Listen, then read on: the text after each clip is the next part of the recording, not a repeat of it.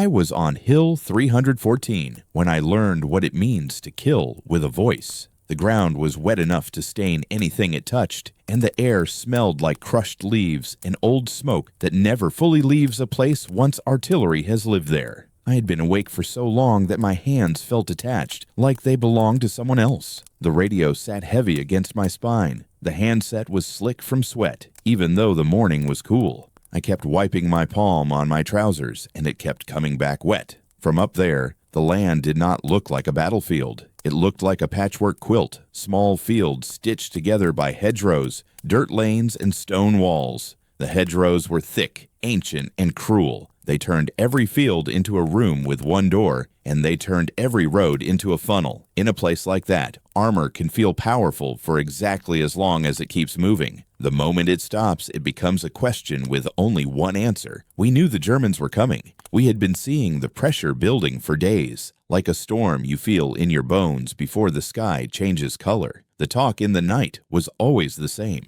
They would try to cut the American corridor near Avranches. They would try to trap Patton's men to the south. They would try to turn the whole campaign back with one hard punch. The men in the foxholes said it like a rumor. The officers said it like a schedule. I said nothing. I carried the map. I carried the radio. I carried the kind of responsibility you cannot hand to anyone else. When dawn came, it came clean. No clouds. No mercy. I remember thinking, without meaning to, that a clear sky was a blessing for everyone except the men about to move under it. On that day, the Germans moved anyway. At first, the column was just dark shapes sliding through a narrow gap in the hedgerows, one after another, like beetles crawling out of a crack.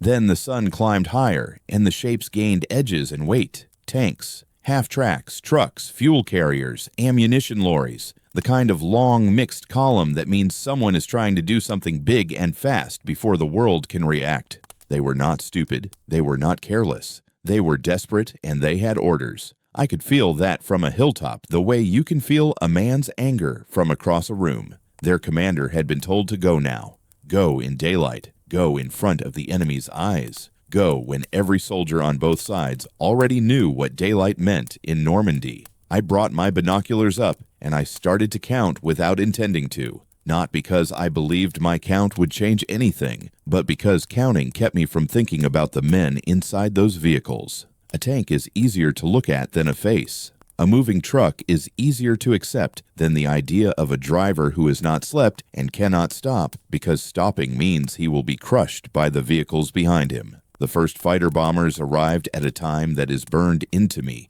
because it was the moment my job stopped being theory. Around 8:30 in the morning, I saw the first dive and I felt my stomach tighten, not with excitement, but with a cold physical recognition. The sky had found them. The first pass did not annihilate the column. That is not how it works. The first pass did something worse. It interrupted it. Vehicles braked. Tanks tried to roll off the road into fields. Infantry scattered into hedges. The neat line became a jam. And that jam became a target that could not hide because it was now a mass. And masses attract fire, the way metal attracts lightning. This is the part most people do not understand about air power. It is not only what it destroys, it is what it forces men to stop doing. A stopped column is a dying column. A stopped attack is an attack that has already failed, even if the men in it do not know it yet. I was there to make sure they stopped. I was not a pilot. I was not an artilleryman. I was a forward air controller, a man whose weapon was a grid square.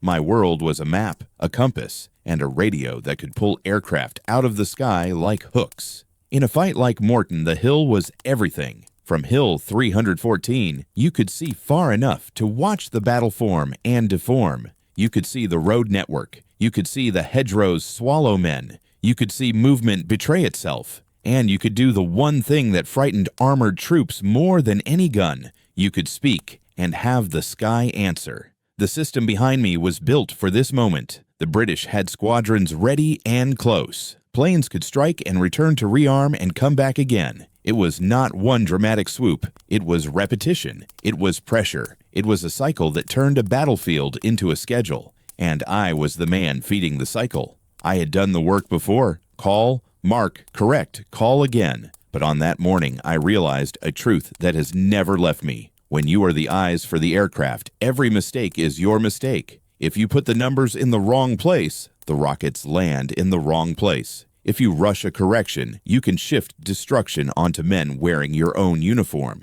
If you hesitate too long, the enemy moves, and your chance disappears. And then your friends die later because you did not speak fast enough. That morning, I came closer to killing my own men than at any other time in the war. The radio crackled. An infantry company below us was pinned in the hedgerows, close enough to the road that the German armor's cannons were walking fire along the field edges. The men were trapped between the hedgerow wall and the open ground, unable to move forward without being shredded, unable to pull back without being seen. They were begging for air. They were begging for anything. I remember the map on my knee. I remember the pencil point shaking. I remember the way the grid lines looked too thin for something this heavy. I gave a target location based on what I saw through binoculars and what the map said I should be seeing. It was a clean call. It was the kind of call you can make when you believe your own calm voice means you're right. Then a runner came up the slope, bent double, mud to his thighs, eyes wide in the way eyes get when a man has been forced to look at death too closely. He shoved a message into my hand. The company on the lower slope had shifted. They were not where I thought they were. The hedgerow line I was using as a reference was not the one they were behind. In that terrain, one hedge can look like another. One field corner can disguise the next. And my target, if it stayed as I had called it, was about to sit on top of Americans. For a second my mouth went dry, and my hearing narrowed until I could only hear the faint hiss of the radio and my own breath.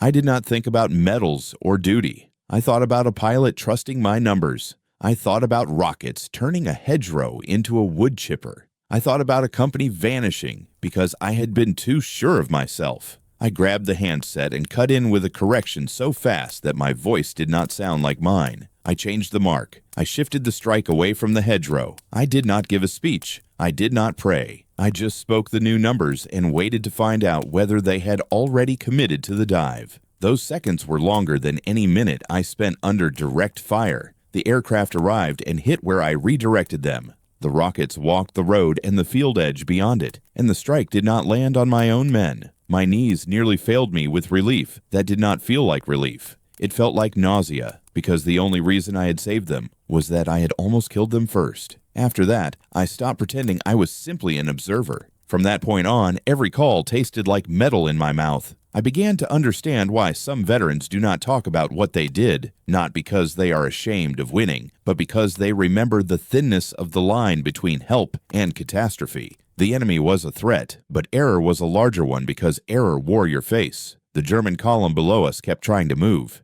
Every time it tried, the sky punished it. When the armor pulled off the roads, the hedgerows trapped it. When it tried to scatter, it revealed itself in dust and broken branches and churned earth. When it stayed on the road, it became a long, visible ribbon, and ribbons are easy to cut. By late morning, the battle had a rhythm that felt unnatural. A report would come in, a movement would begin, and within minutes, aircraft would appear. There was no long suspense, no heroic duel. There was detection, then response. There was the sense that the Germans were not fighting an enemy unit. They were fighting an entire mechanism that had been waiting for them to move. From the hill, I saw something that still visits me when the world is quiet. I saw vehicles not merely destroyed, but abandoned in a way that told the story of morale collapsing. A tank sits angled into a ditch because the driver chose a ditch over the road. A half-track left running with no one inside because the crew ran the moment the engines above them grew loud. Trucks burning with a clean, bright flame that meant fuel, the kind of flame that makes men back away even if they want to save their wounded. The most frightening thing I saw was how quickly a professional formation becomes a herd. Not because the Germans were cowards. They were not.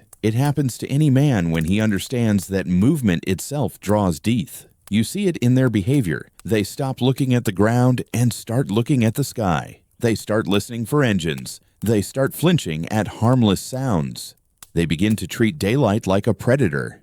And then I saw the moment the offensive died. It was not a single explosion. It was a long stretch of road that simply stopped changing. For an offensive, that is death. The tanks did not surge. The trucks did not push through. The column did not stretch forward. It became fixed in place, like a body pinned under a boot. And I understood that what was being destroyed was not only steel, It was time. It was momentum. It was the belief that you can cross open ground under a clear sky and still keep your plan intact. I wish I could tell you that in that moment I felt triumph. I did not.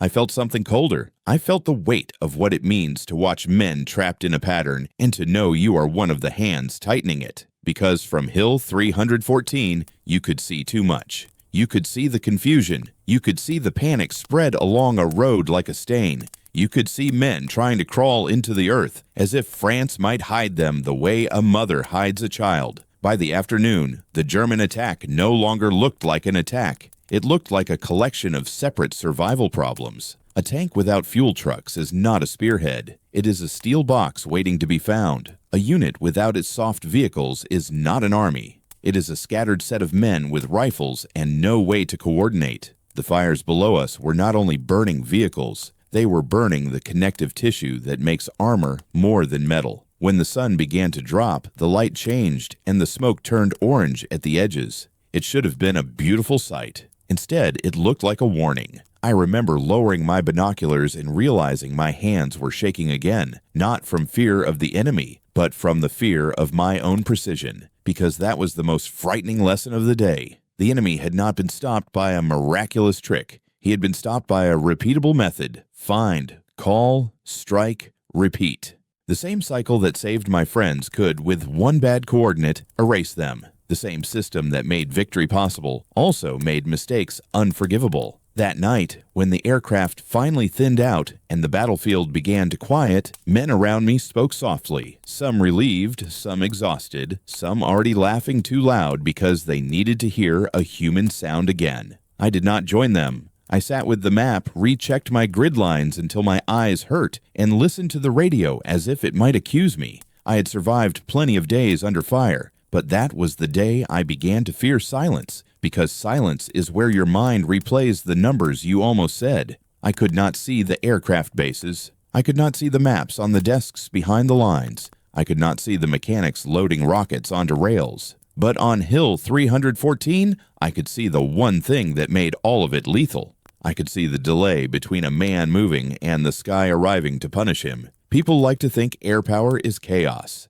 that it is luck, weather, bravery, and split-second decisions. From where I sat, it was closer to a machine, and I was one of the hands turning the crank. The Germans below us were not facing a single squadron. They were facing a chain. The chain started with my eyes, ran through my radio, passed through men who never saw the enemy with their own eyes, and ended in rockets and cannon fire hitting a road that a tank crew believed was still theirs. The first time I understood how fast the chain could move, it made me feel sick. I had made calls before Mortain. Some were clumsy, some were clean, but in most battles the delay is long enough that you can pretend you are only guiding, not deciding. You call, you wait, the target shifts, the opportunity fades. You tell yourself it is a normal part of war. On this day, the delay was short enough to feel like a reflex. A movement would begin in the valley, and before the men down there could even settle into the new positions, aircraft would appear again. It was as if the sky had been listening to the ground breathe. The Germans learned that lesson faster than I did. You could see it in the way they started to move. Early in the morning, they moved with purpose. Columns pressing forward, engines roaring, vehicles stacked tight because they believed speed and mass would carry them through. By midday, they moved like hunted men. They did not drive. They darted. They did not assemble. They scattered. They did not look at the road ahead. They looked at the sky behind the hedgerows, the way a rabbit watches the line of trees where the hawk came from. That change was not just fear, it was understanding. The Germans tried every method a professional army tries when it is being watched. They drove under tree lines, they pushed into field corners, they hid behind hedgerows, they covered tanks with foliage, they pulled their vehicles off the road and killed engines to erase heat and sound. All of it helped against an ordinary enemy. None of it helped against a system that did not need to guess. From our hilltop, everything a tank crew did to save itself also betrayed it. A hedgerow hides a stationary machine. It does not hide the fresh scars of tracks cutting into earth, the broken branches that hang at the wrong angles, the dust that does not settle evenly, the glint where a metal edge catches sun for half a second. A camouflage net looks perfect until the vehicle under it moves and the net shifts like a living thing. The Germans were trying to become invisible inside a landscape that punished motion, and an armored offensive cannot succeed without motion. That is the trap that killed them. On the hill, my work became brutally repetitive. Watch, confirm, call, correct, watch again. I would select a reference point, a crossroads, a church tower, a distinct bend in a lane, and I would hold it in my mind like a nail. Every time vehicles approached it, I measured distance and direction and forced myself to be slow even when everything inside me wanted to be fast. Because speed is how you kill your own men. The radio was my weapon, and it was also my enemy. It is hard to explain to someone who has never done it how a single spoken number can feel like a weight dropped off a cliff. You do not throw it and watch it fly. You throw it, and then you are blind to it. You do not know exactly where it will land. You only know where you intended it to land. Then you wait to see what the sky makes of your intention. At Mortain, I did not have the luxury of waiting long. We were embedded close enough to the fight that I could see the German armor reorganize between strikes. There were moments when the smoke would clear, and I would see crews climbing out of hatches, not running, just climbing with the careful slowness of men who know their tank has become a coffin. I would see infantry trying to drag wounded men into the shadow of a hedgerow that did not want to protect them. I would see a fuel truck catch, and the flame would jump higher than the hedges, a beacon telling the next wave exactly where to come. The first time I saw a fuel carrier go up, I thought of it as a spectacular target. Later, I learned to fear it, because that kind of burning does not end quickly. It burns long enough to draw more fire. It burns long enough to turn a road into a blocked artery. It burns long enough to make men abandon equipment that could have saved them later. By late morning, the battle had turned into a series of short, violent episodes separated by anxious quiet. In the quiet, the Germans tried to move. In the quiet, I tried to see them. In the quiet, the most dangerous thing was not the enemy. It was uncertainty. Uncertainty is what kills forward observers. There were times when I would see a shape through the breaks in the hedgerows, and I would not know if it was enemy or friendly until I watched it long enough to see how it moved, how it behaved, how it used the terrain. That is a terrible thing to admit, because it means there were moments when I held destruction in my hand while the target was still a question. The only thing that prevented tragedy was discipline. Confirm before calling. Confirm again. Never trust the first glance. Never fall in love with your own certainty. The Germans below us did not have that luxury. Their orders demanded movement. One of the most horrifying sights from Hill 314 was watching a unit attempt to restore order after being hit. You would see an officer's vehicle stop. Men would gather around it. Arms would wave. The gesture of command would spread through a group like a signal. Then another strike would come in, and the group would dissolve into the hedgerows like smoke. When the smoke cleared, the officer's vehicle might still be there, but the gestures were gone. Command does not die in one explosion. It dies in repeated interruptions until no one believes the plan can be executed. That is how air power breaks an offensive without having to destroy every tank. From above, the key was not always the tanks. It was the soft skin around them. Trucks, half-tracks, fuel and ammunition carriers, command vehicles, vehicles with radios, vehicles carrying the men who repair tracks and move wounded. In the German army, those vehicles were the blood. When they burned, the armor became disconnected limbs. The tanks did not have to be destroyed immediately. They only had to be stranded. I watched that stranding happen in real time. At one point, a German column attempted to move through a narrow stretch of road where the hedgerows crowded close. The leading vehicle was hit, and the road became blocked. The vehicles behind it stopped. The ones behind those stopped. Within minutes, the entire column had become a line of waiting targets, and the only thing they could do was back up into each other or spill into fields that could not support them. I remember thinking that this was not a tactical problem. It was geometry. The road was narrow. The hedgerows were high. The sky was open. There was nowhere to put the column that did not leave it exposed. This is where the system showed its cruel perfection. The strikes did not come randomly. They came with a rhythm that felt planned. Aircraft would attack, climb, and disappear. Then, after a short interval, another wave would come, sometimes from a different direction. The Germans began to respond not to what they saw but to what they expected, flinching before the engines arrived, freezing their movements at the wrong moments, abandoning vehicles too early, scattering into hedge lines that trapped them. Fear is contagious. Confusion is contagious. And in a hedgerow country, those things spread faster than orders. There was a point in the afternoon when I realized my own mind had begun to imitate the system. I was thinking in cycles. I was thinking in minutes. Not in heroism, not in hatred, in response times, in opportunities, in how long it takes a column to reorganize after a hit, in how long smoke hides movement, in how often I could call again before my own batteries and nerves gave out. That realization terrified me because it meant the system was not only outside of me, it had moved inside. And then came the second shock of the day, the one that made the first shock feel small. A request came from a unit lower on the slope that had been shelled and pinned. They were certain a German tank had slipped into a hedgerow pocket and was preparing to fire into their position. They needed air immediately. My first instinct was to respond immediately, to shove the coordinates into the radio as fast as my mouth could form them, to bring the sky down on the threat before it fired again. The instinct felt noble. It felt like saving lives. It was also the instinct that gets men killed. I forced myself to look again. I forced myself to confirm the angle. I forced myself to verify the reference point. And in that few seconds of discipline, I saw the truth. The tank in the hedgerow pocket was not German. It was ours, pushed forward into the wrong field corner during the chaos of earlier fighting, its crew terrified and almost as blind as the infantry calling for help. The vehicle's silhouette was wrong for a reason. The reason was that it was a friend. If I had spoken quickly, I would have erased them. I remember the heat that rose into my face,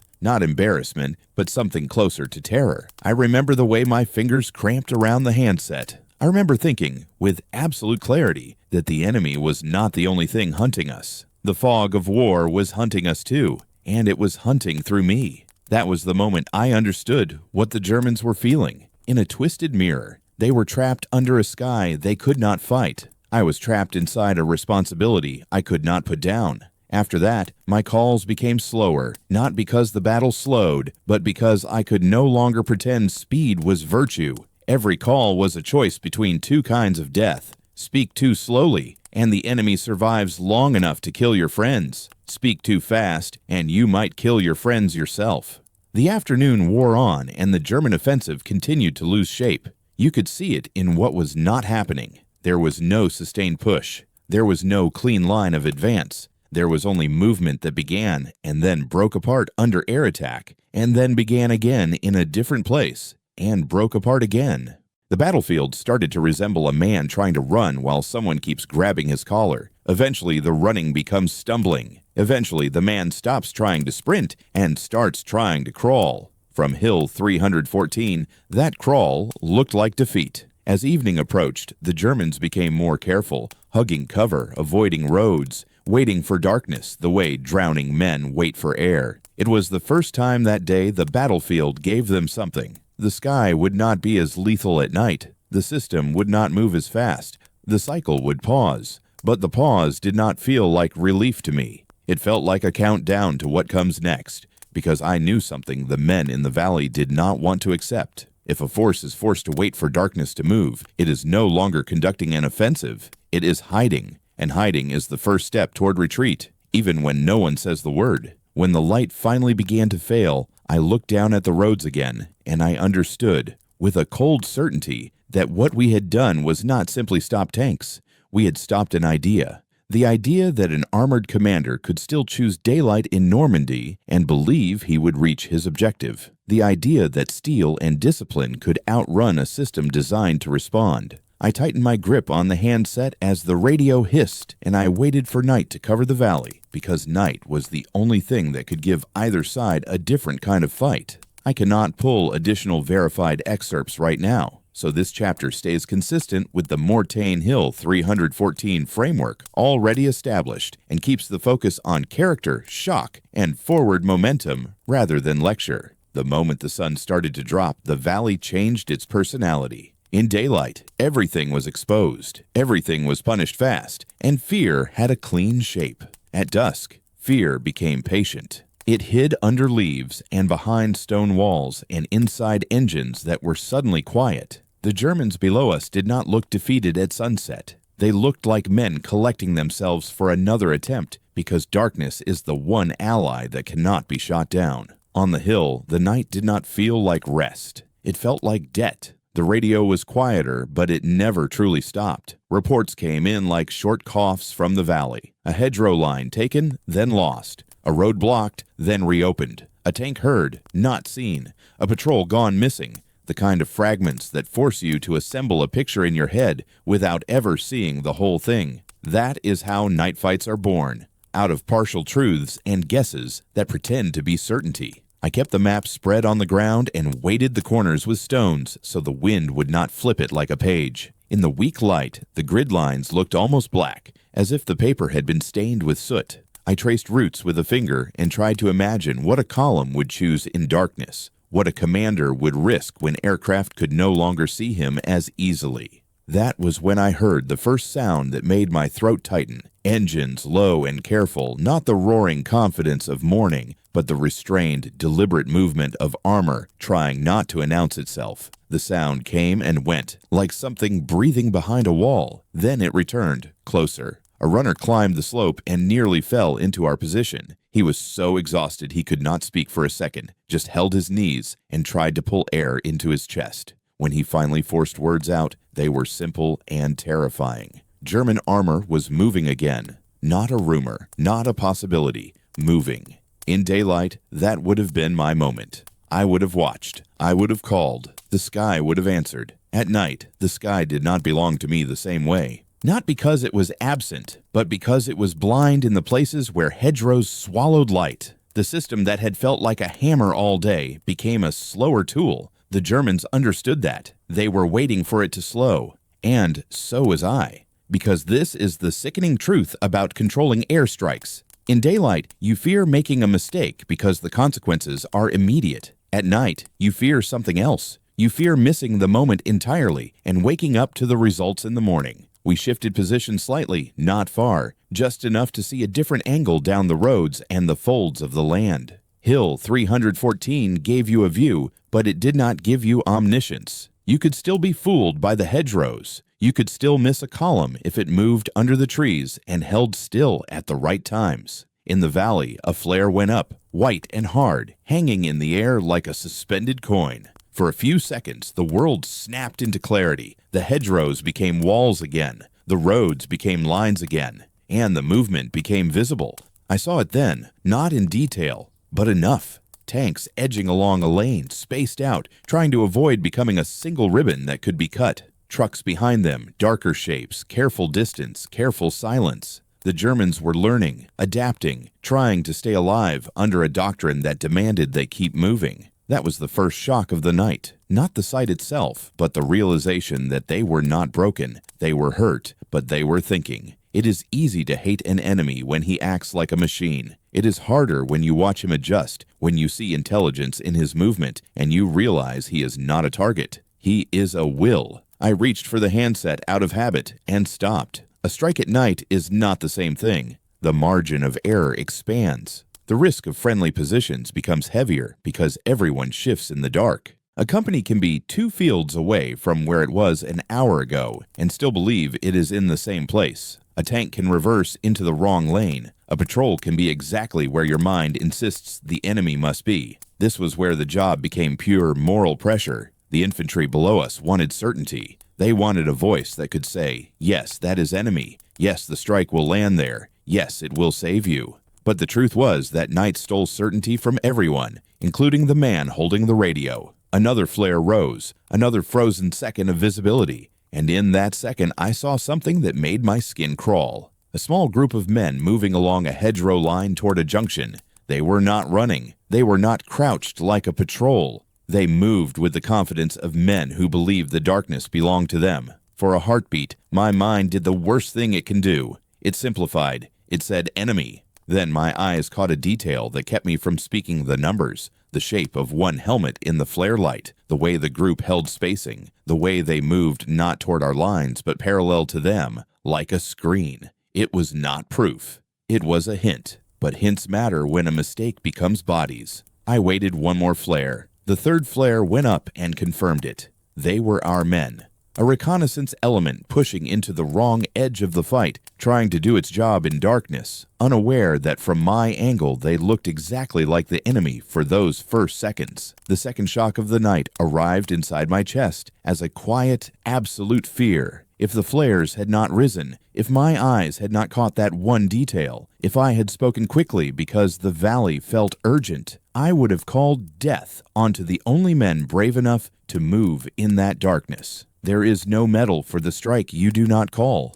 There is no report that celebrates the lives you did not erase. There is only the knowledge that your restraint mattered, and the knowledge that the next time you might not see the detail in time. The night went on like that, a series of almost decisions. The Germans probed, our infantry held. The valley kept whispering engine noise and then swallowing it. Every time movement appeared, it vanished again before it could be fixed into a clean target. The battle became a contest of nerves, not firepower, and the hedgerows became a third army that answered to no one. Close to midnight, a message came up the slope that finally forced my hand. A junction to the west was in danger. If the Germans broke through there, they could roll into the rear routes and turn every position on the line into a trap. The tone of the report was not panic, but something worse. It was the voice of someone trying to stay calm while holding a door closed with his shoulder. I chose a target not because it was perfect, but because it was the best I could make in darkness. I called for aircraft on the first light window they could exploit,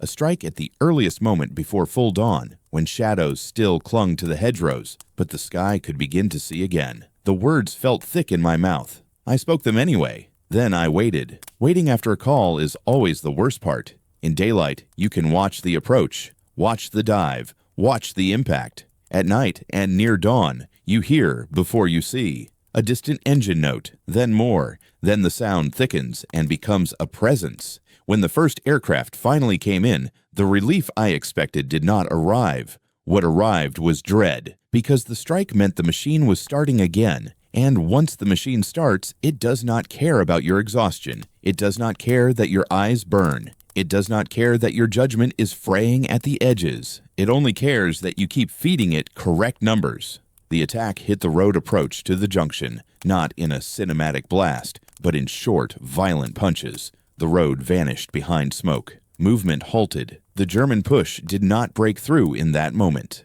But the third chapter is not about what happened to them. It is about what happened to me. As the smoke drifted and the first thin line of dawn began to show, I realized I had spent an entire day and night trying to be a perfect instrument. I had tried to be clean and precise and controlled, the kind of man a system can rely on. And the cost of that was that I could no longer tell where the system ended and where I began. I looked down at the valley and understood that morning was coming back, and with it, the clear sky, and with it, the fast response, and with it, the kind of killing that leaves no time for second thoughts. My hands tightened around the handset again, not because I was ready, but because I had no choice, and the first full light of day started to spill over the hedgerows.